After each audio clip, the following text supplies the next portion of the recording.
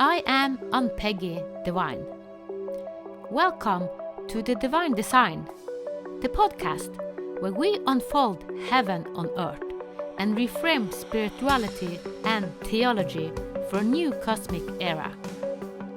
Your journey on human evolution and integration of your divine design starts here.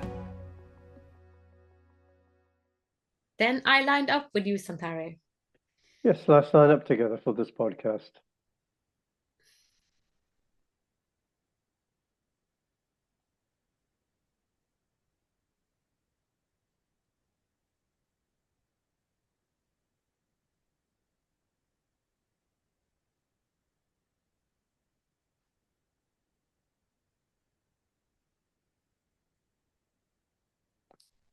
So let me ask you the question. What does that do for you? What does this process of alignment assist you with or help you in any way? I feel you.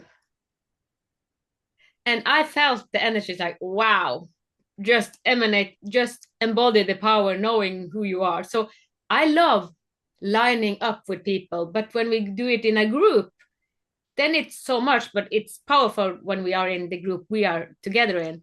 But now when we are just two, I love this even more because then it's more specific. I can go directly into you, not into a complete group. And it's like, I know who I am. Mm. Oh, I will say that I've been doing this for a long time with my wife, Solera, and we've been leading workshops and teleclasses. We always start with the moment of intention and alignment, because that sets, I would say, the scene for everything to follow. Because if you have a lot of people in a group and they're all in various places, let's say, and some people come up with, they're in a state of despair, despondency, or anger, or some other emotional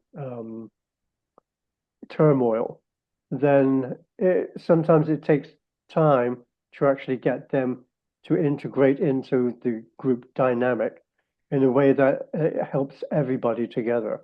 Otherwise, there's little bits of strife and disconcertment happening. So this process of alignment, I think, is very important, because we're not saying we're individuals coming together trying to get something to happen. We are a group dynamic.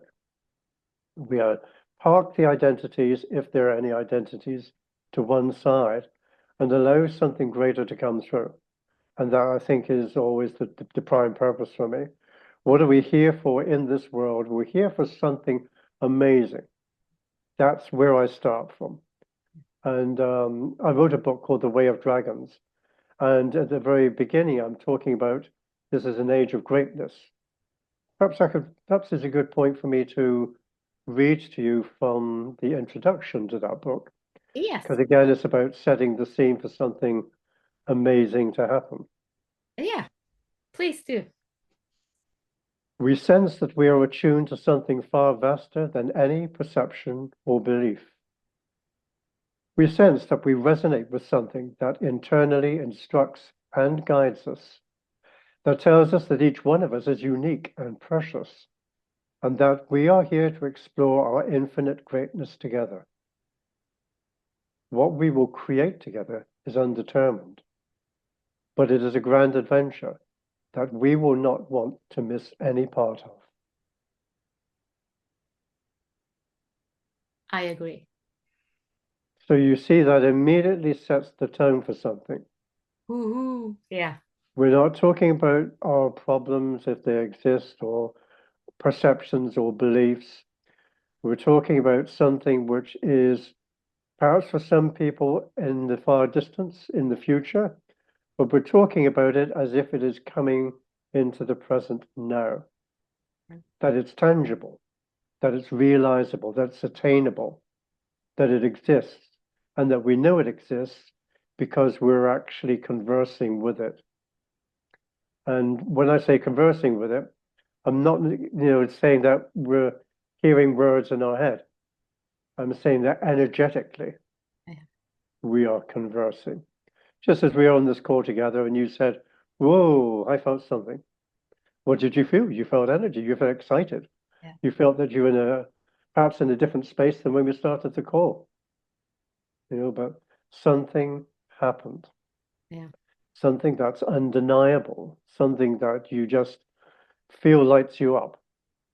And from that point, you can really do tremendous things with people because you've called a space together in which people can feel that type of aliveness, and the words that spill out of you really are coming from that space. They're not coming from your past experience. They're in the moment something that you're feeling, which is tremendously exciting Yeah. and invigorating.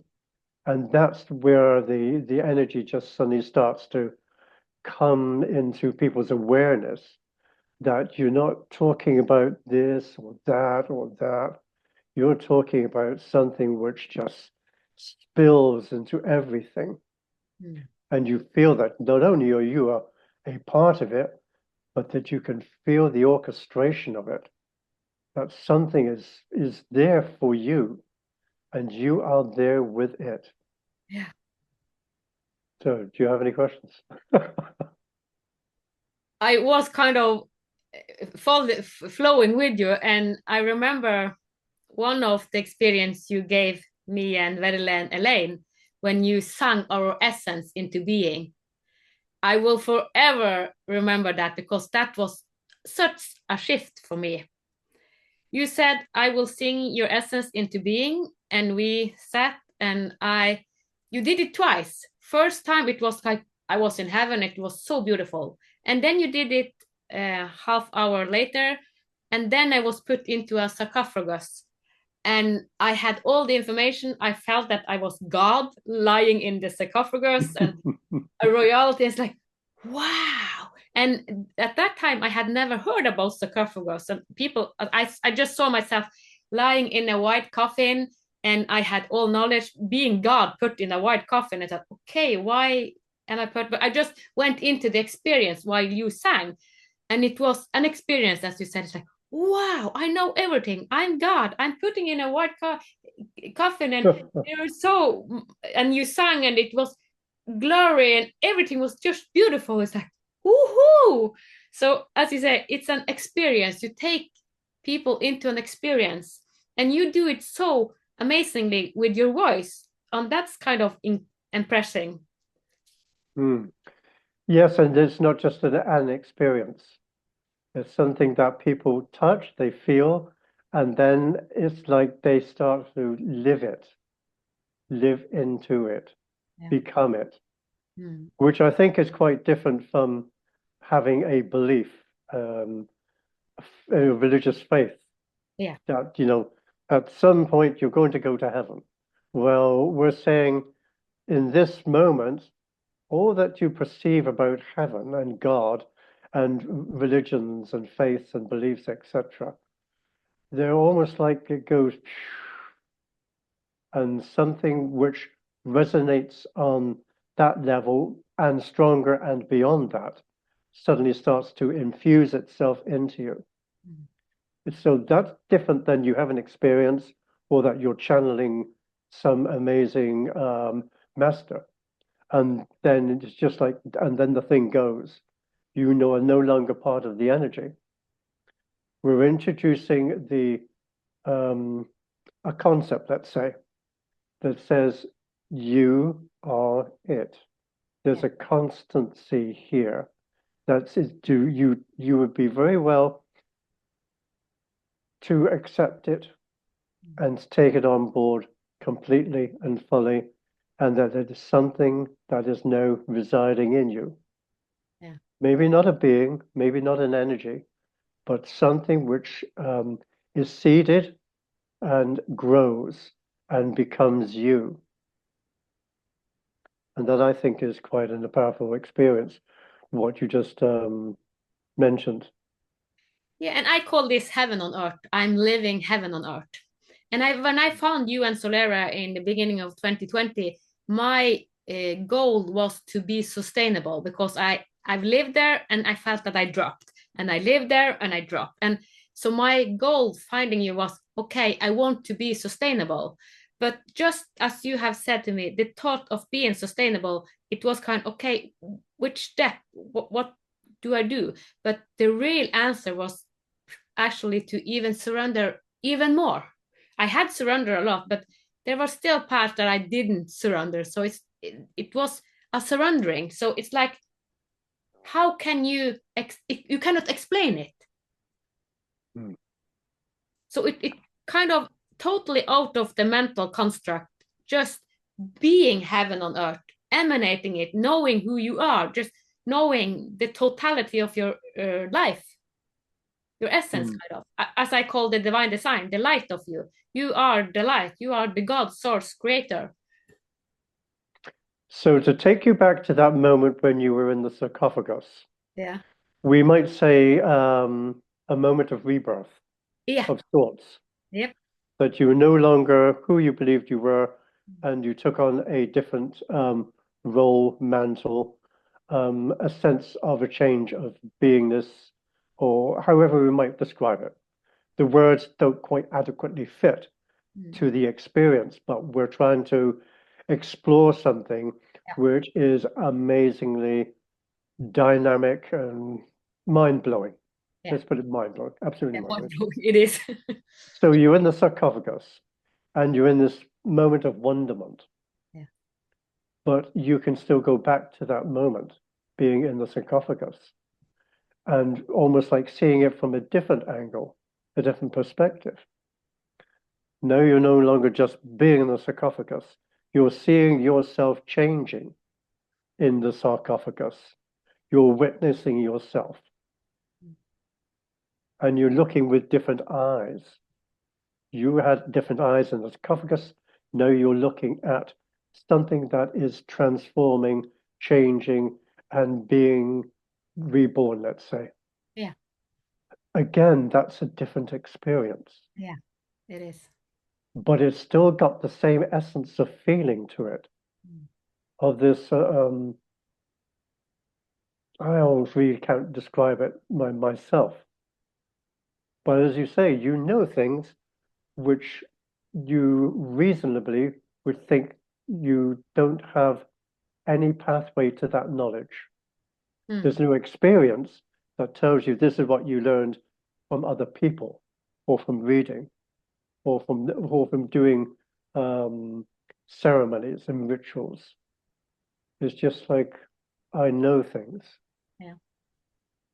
Who is this that knows things?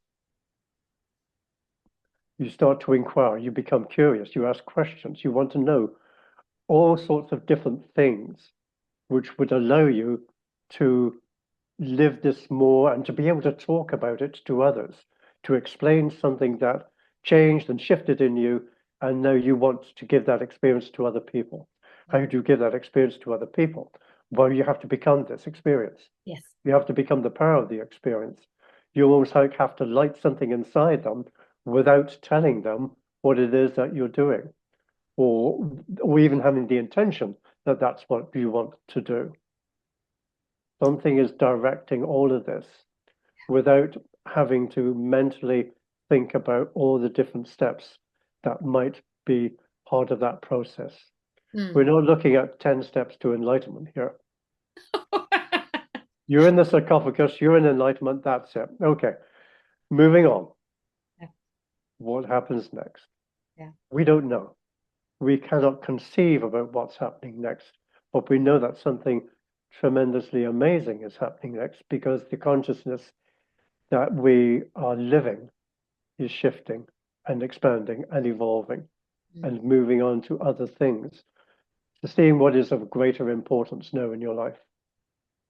So all Mm. the things you might have had as life purpose, perhaps all of that's gone out the window.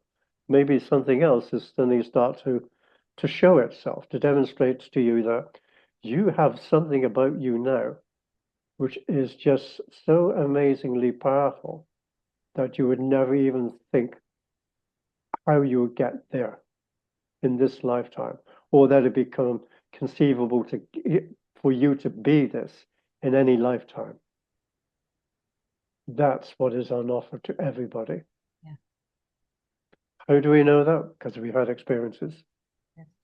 We've had experiences which shift us beyond human potential and the possibility that we might do something amazing with our lives. Yeah. But there's still all the criteria that we think about to measure our progress. That itself is almost like erased. It becomes of no importance. Mm. So we come back to the same questions again. What is important now? Yeah. We did an alignment. You felt an energy. You felt a thrill. You felt something change in you. Mm. Maybe the people listening to this podcast will have similar experiences. Yeah. Or maybe they all have all these thoughts that say, that sounded great, but Yeah. dot, dot, dot. I can't see how I can possibly live into that. Yeah. All the things in my life would have to change, perhaps. Yeah. Hmm.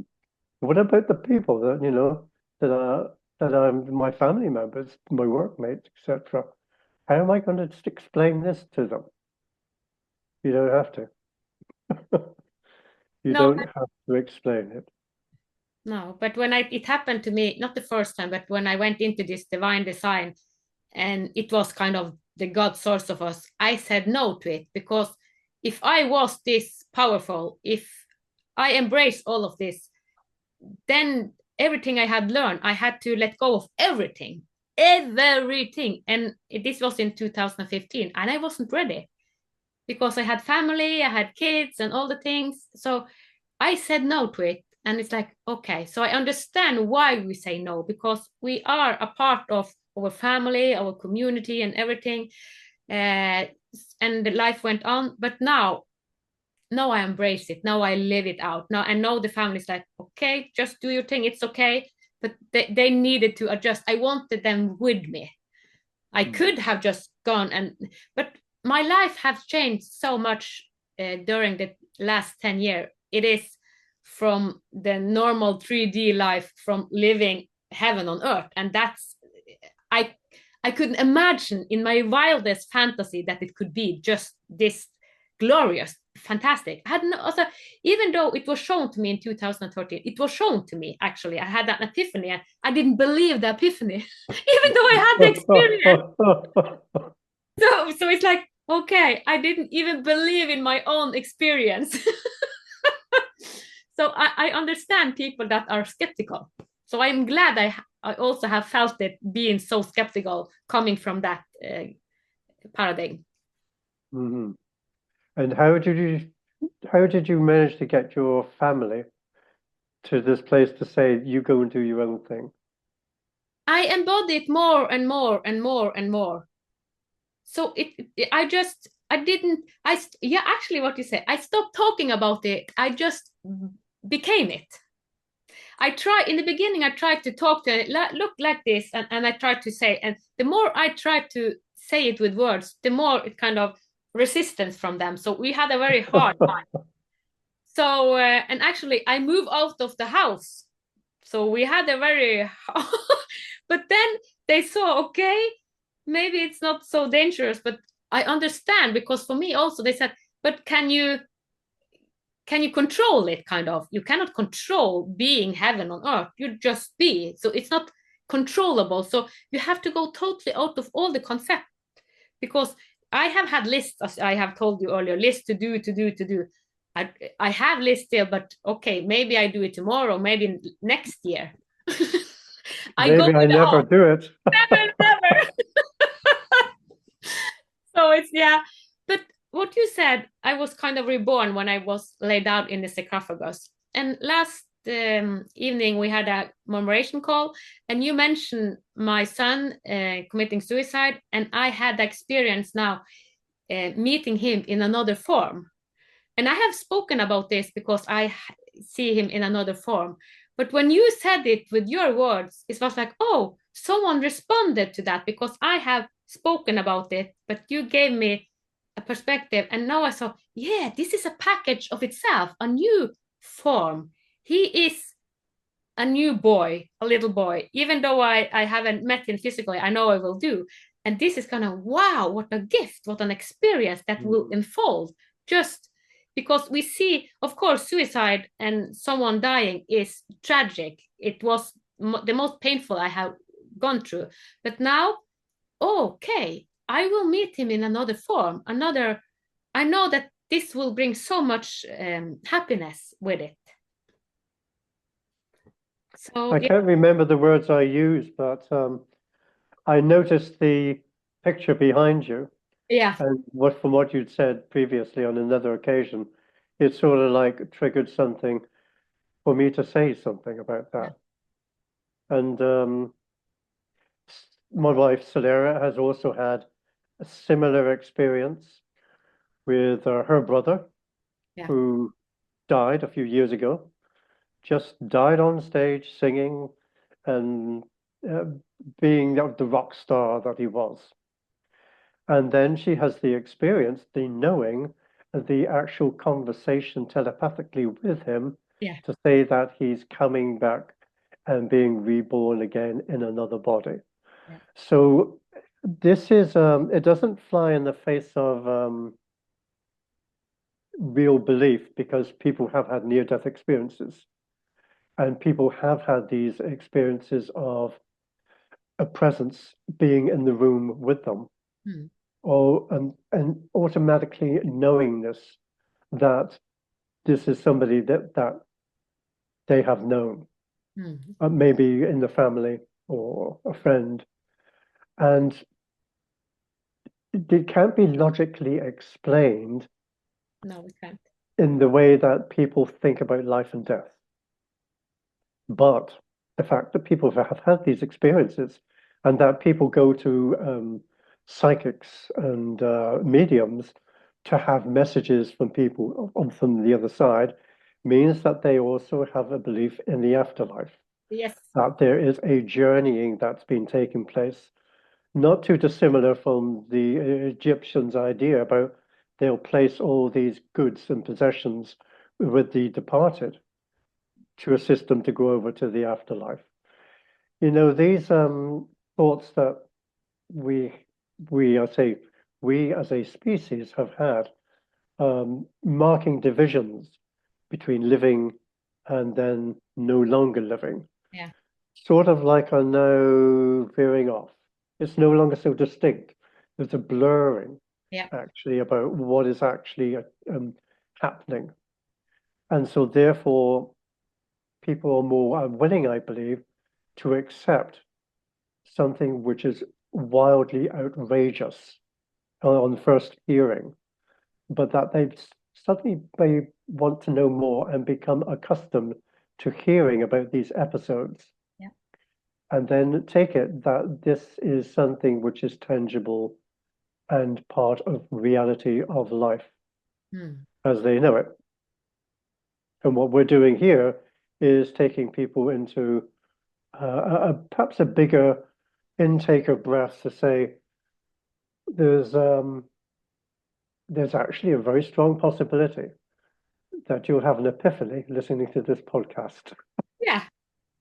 Yeah, and also one of the messages that losing someone you love, like losing your son, he activated the deepest sorrow, the deepest grief ever in my life. And at the same time, he also helped me really to open because he communicated. He came through 1.5 days after he committed suicide and talked to me. And then I have never before experienced so much emotion, sadness and happiness. All it was so overwhelming that I fell on the floor. It's like I couldn't stand up because the emotional explosion was wow. And wow, you're coming in so fast. It's and I talked to him. It's like, but I'm naked because this happened in the shower. So the first thing I said, Alexander, I'm naked. And then I started to communicate, and then I fell down in the shower. So, and that was so supportive because I had cried for 1.5 days, and Mm. then he came through, and then he guided me all the time. And then in the beginning in 2020, he said, "I'm coming in physical form." Thank you.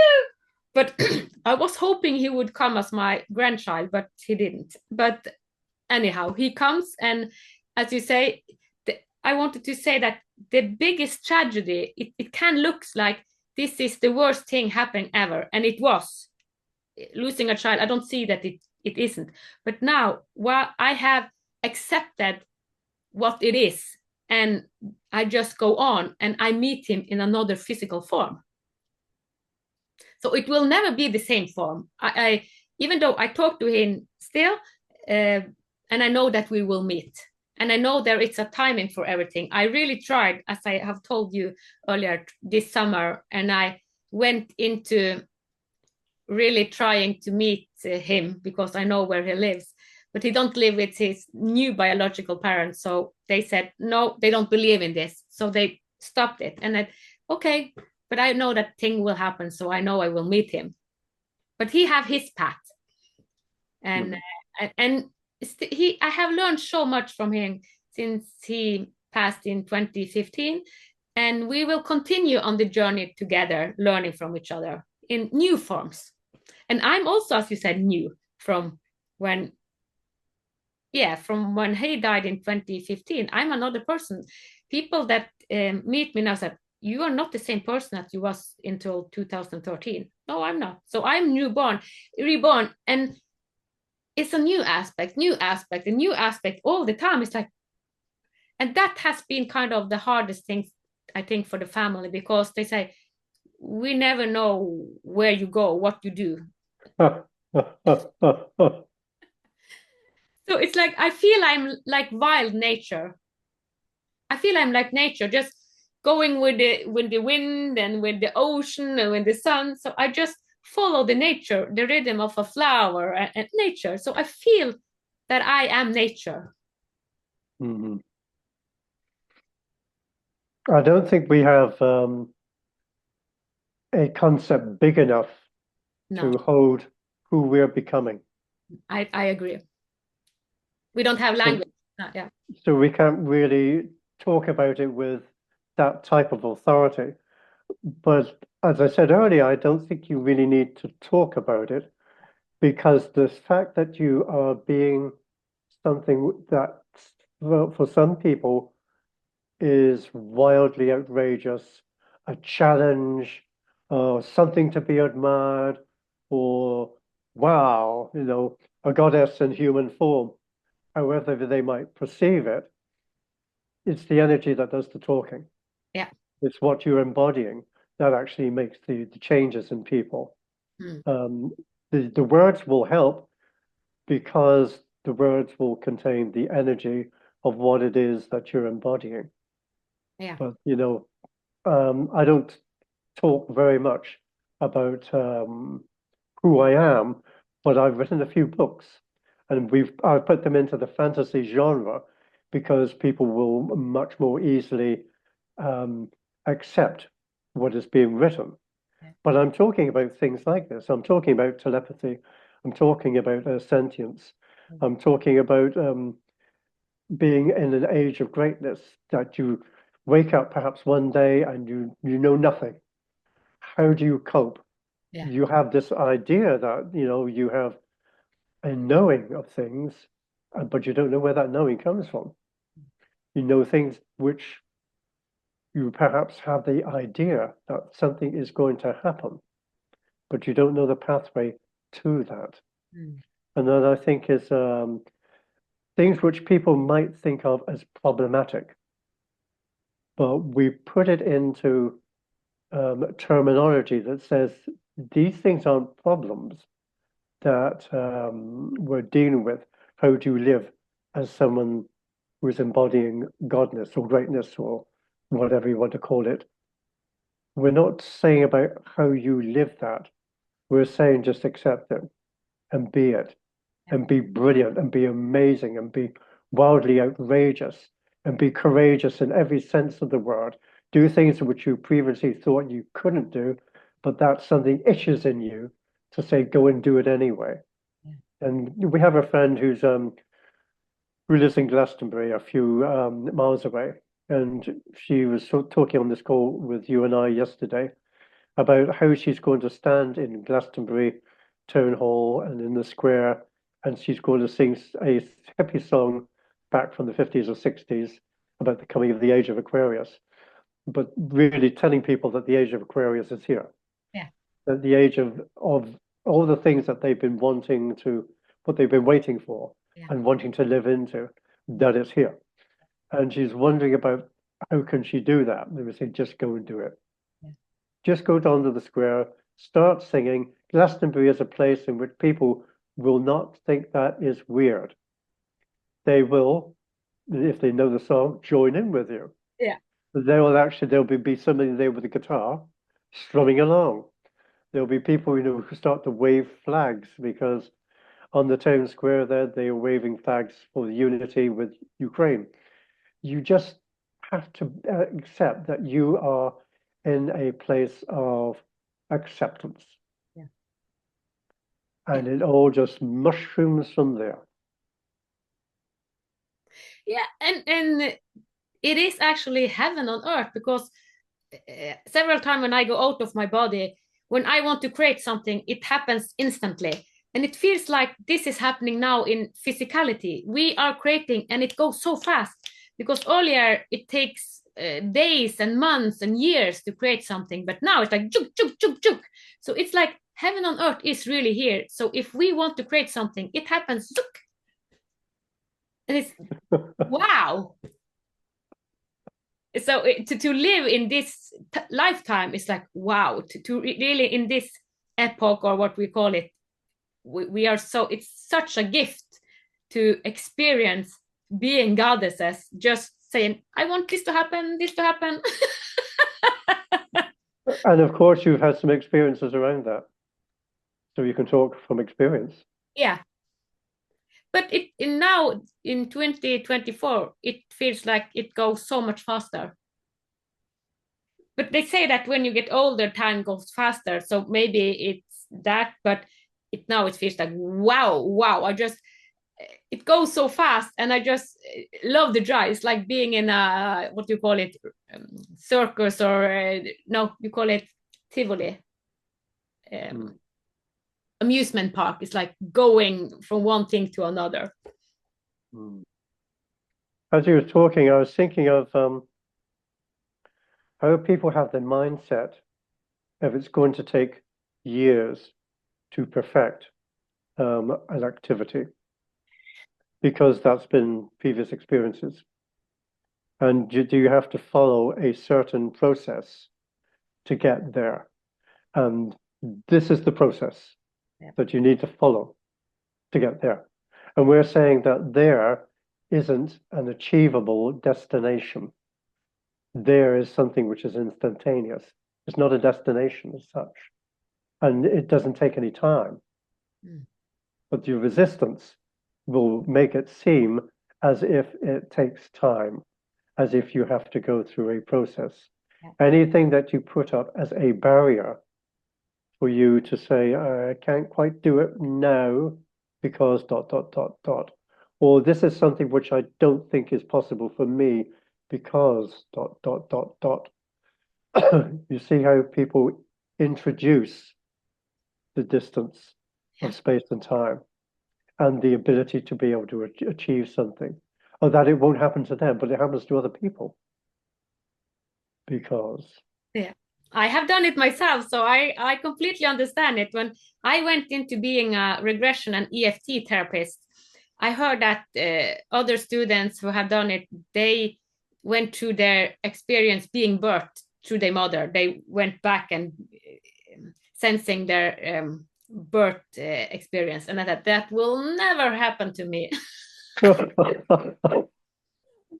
a year later, I really experienced me being birthed, and that was wow.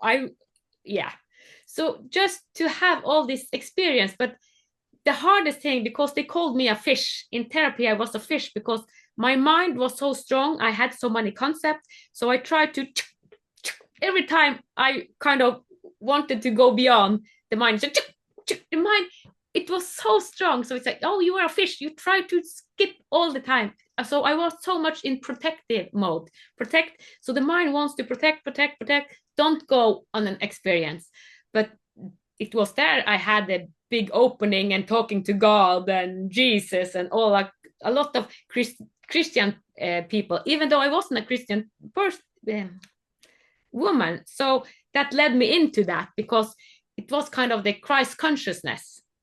So we can also talk about it as Christ consciousness, as Buddha consciousness, or the mind of silence, where everything can be kind of just unfold.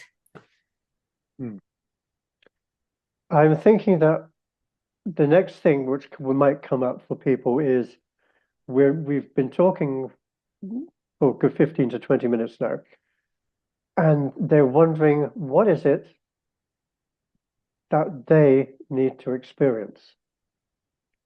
What is it? Where will they have the experience to match what it is that we're talking about? How will they know they've had the experience? I'm going to suggest something. Yeah. That we allow people to have the experience as they're listening to this without directing them as to the steps, but that they allow themselves to be led in some way. Yeah. Not by us, but by which is waiting to take them into the experience. Yeah. So let's do this thing again. We're in alignment. We're part of something amazing. We are all of the amazing.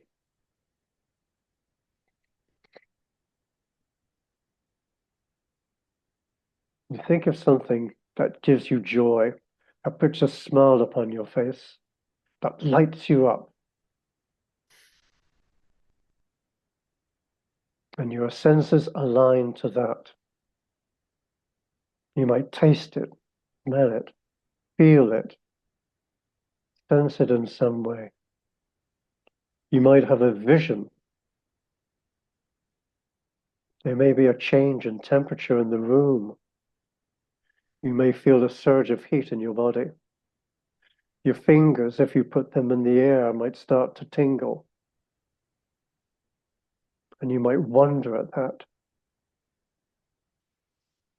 But something in you says, I want a little bit more. Show me. Give me the experience that I'm actually feeling that I really need in this moment. I want to be alive to it.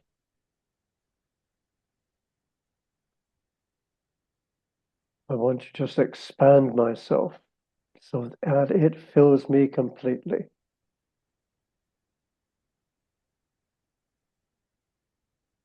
I'm giving myself to it so that there are no barriers, nothing to limit who I can become.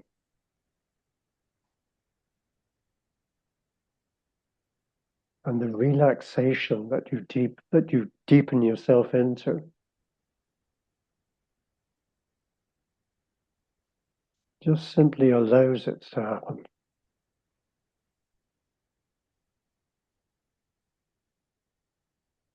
Dropping all the pretenses.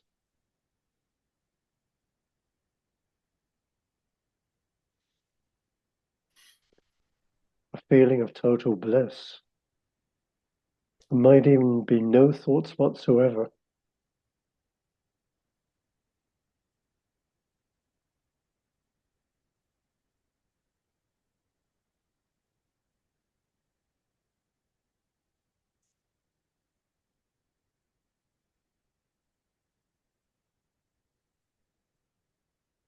You may notice that you dissolve, that the world dissolves.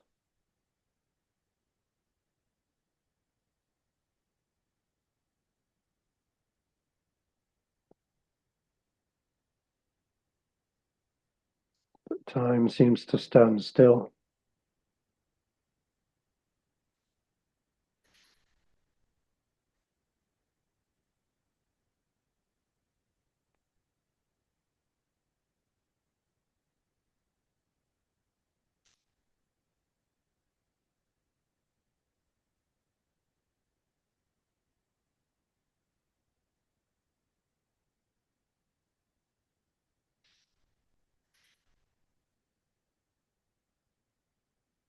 And you're still breathing.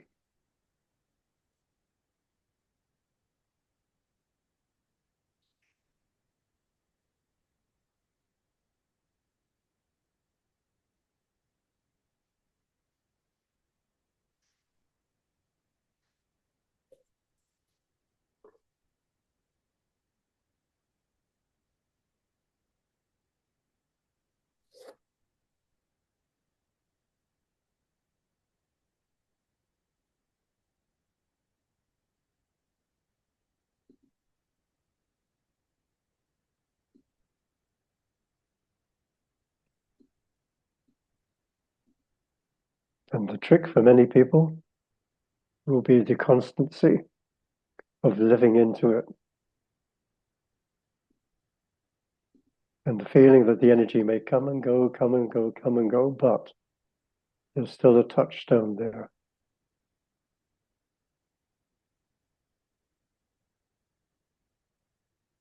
You have an amazing experience. You have it again and again and again until it becomes completely normal.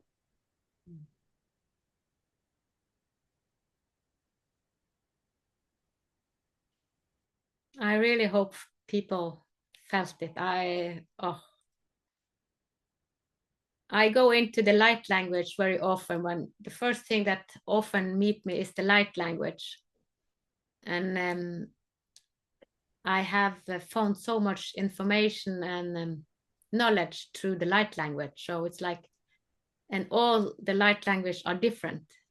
So I have spoken my language, like light language, and other have spoken there, and it's like, wow. Then we are kind of flowing together. And it's like heaven on earth has the light language. For me, this is the reality. So I wanted to start to talk the light language as you guided, but it's like I talked it inside.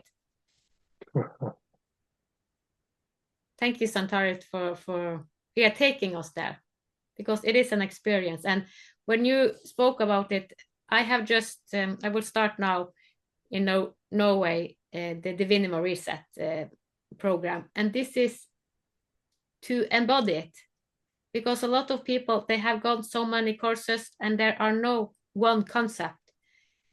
So this 13 weeks program, I know that there will be different people, because already a lot of people have said, I will go into this, I do it in Norwegian now, and I will do it now in 2025 in English. So it's the first time I do it, but now it will be kind of what I offer. The thing we are talking about, I bring it in a concept that isn't a concept, because what I say in the models is like, this might fit you, this might fit you. You have to find I'm making a workbook and so many ways to do it, because there are no one concept that fits all. Mm-hmm. But just to embody. And I have a lot of, as you know, to take people into experience, because when you had the experience, when you had the epiphany, then wow, it is actually another way of living.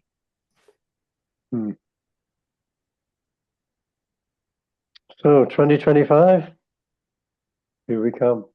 Yeah, it will be an amazing year if we choose. It already is. It already is. It already is. Wow, I love this podcast. So it's the first for 2025. First of 2025.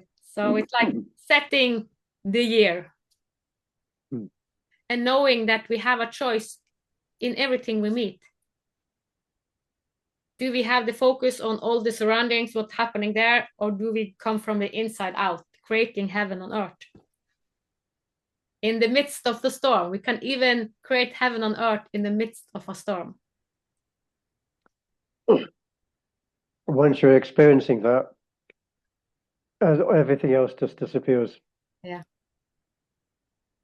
I just did it at my work. I was working night and it was crazy, and people, oh, sorry, you had to experience that. But I had an epiphany in the middle of the storm.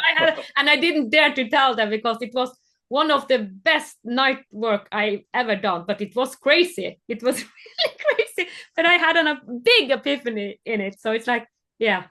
So it is, you said it's not about perspective, but I see it as perspective. Where do we come from?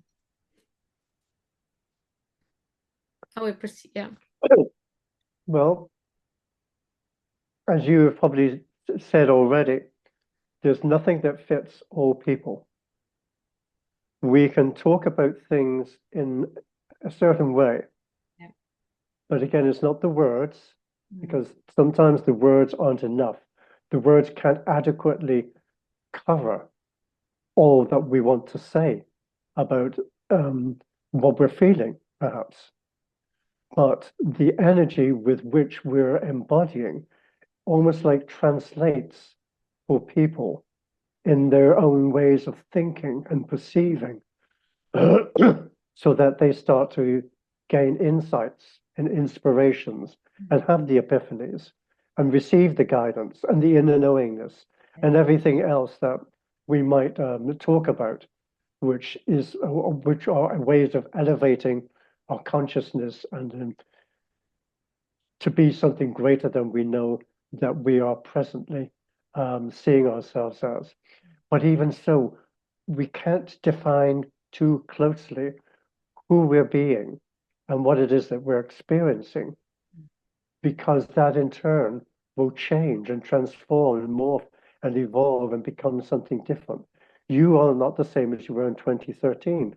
You might talk about all the different experiences that you've had along that pathway, but it's not to say that any particular one was the moment, and that was, that who was you who you were being then is the defining thing that you needed to become.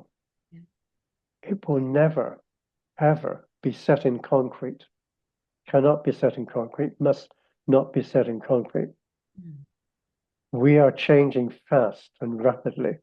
And the more that you accept that sense of change and that it can appear just like that, as you say, in an instant, you get something gifted to you or something in you just shows itself and you go, wow, I didn't know I could do that. I didn't know it would come to me in such a fashion and that I had to let go of what I thought was precious and important and life-sustaining because it was for that moment. But who you are is something which is really so much greater than what you're currently able to conceive of.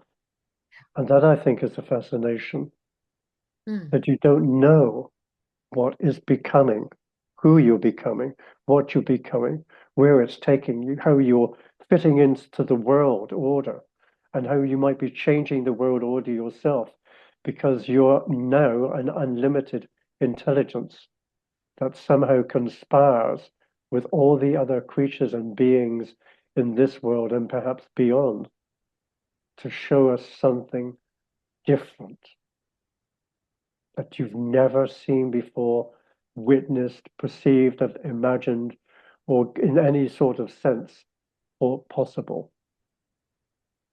But it will be. The evolution is wow. Wow.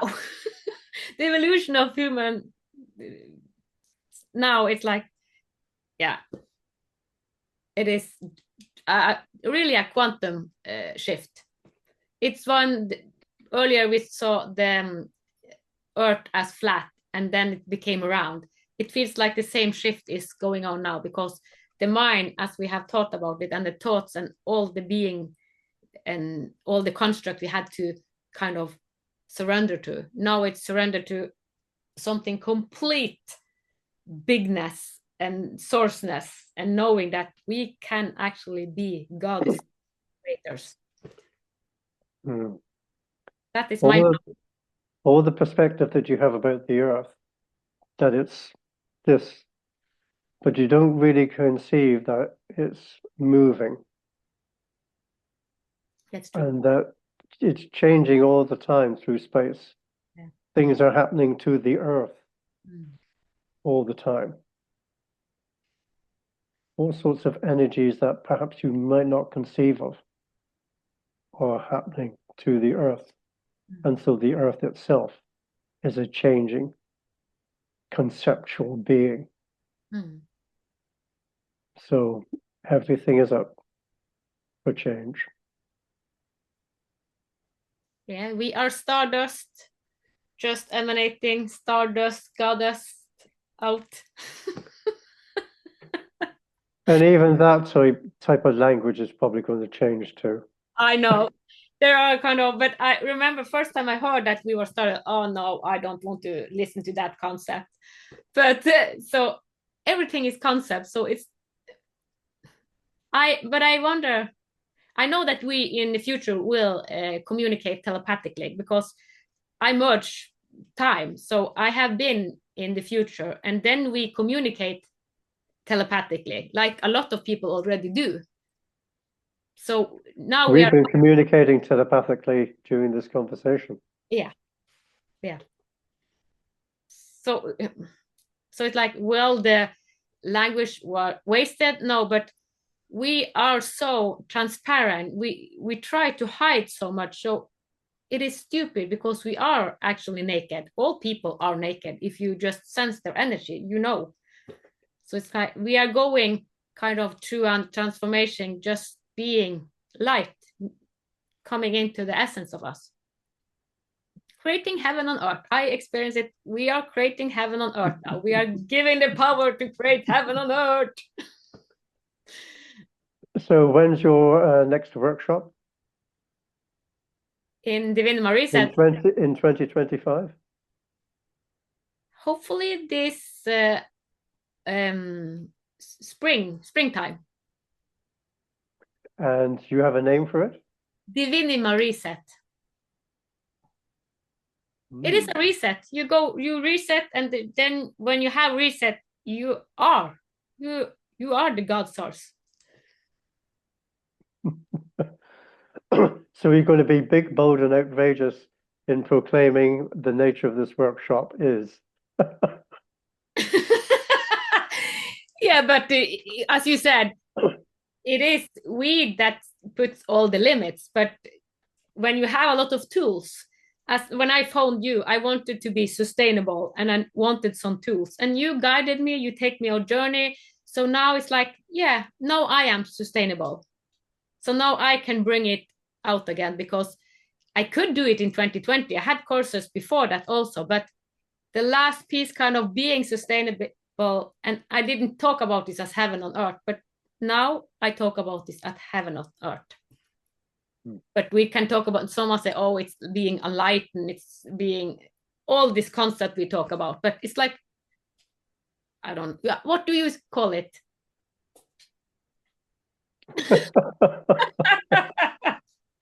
I generally don't call it anything. Yeah.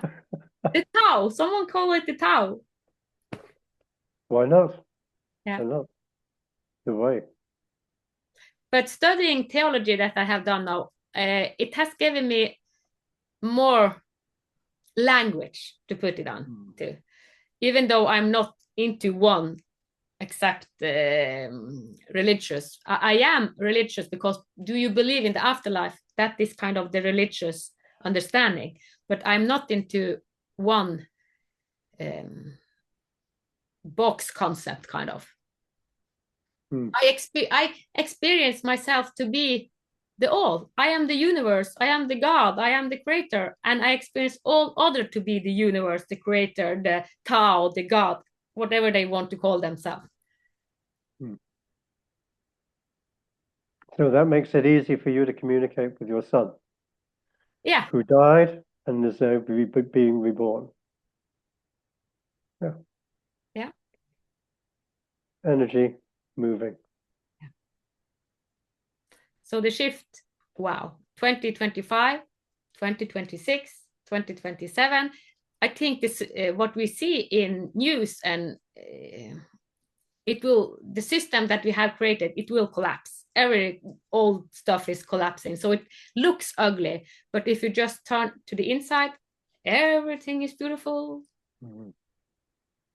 So it's kind of, we are forced inside, or else we are stuck in our head and then we are dead. I was there myself, so it's like, I like Tony Robbins. He said, if you're stuck in your head, you're dead. And yeah, I agree. And I was there too. So I was kind of, I was surviving. Yeah, I was in the loop, just surviving, not living. I wasn't living. I was just in fear, even though I didn't know I was in fear. I did most of the thing just to survive, to survive, to survive. This normal pattern that I was programmed with. So I had to go out of the program, and like Neo in the Matrix, out of the program, living the divine matrix. I call this the divine matrix. But as we said, concept, no names needed. But thank you, Santari, for taking us on a journey. Are there any last words or for 2025 future? I think the words that are going to come from the minds and understandings of the people who are listening to this podcast. And the world itself will be a different place in 2025.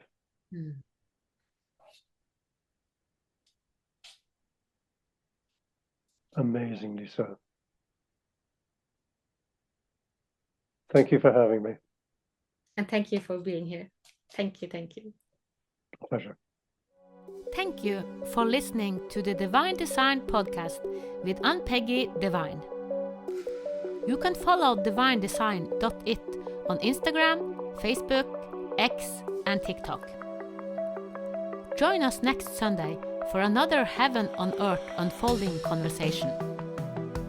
With grace, reverence, and unity, may the path of your divine design light the way. From the divine in us to the divine in you.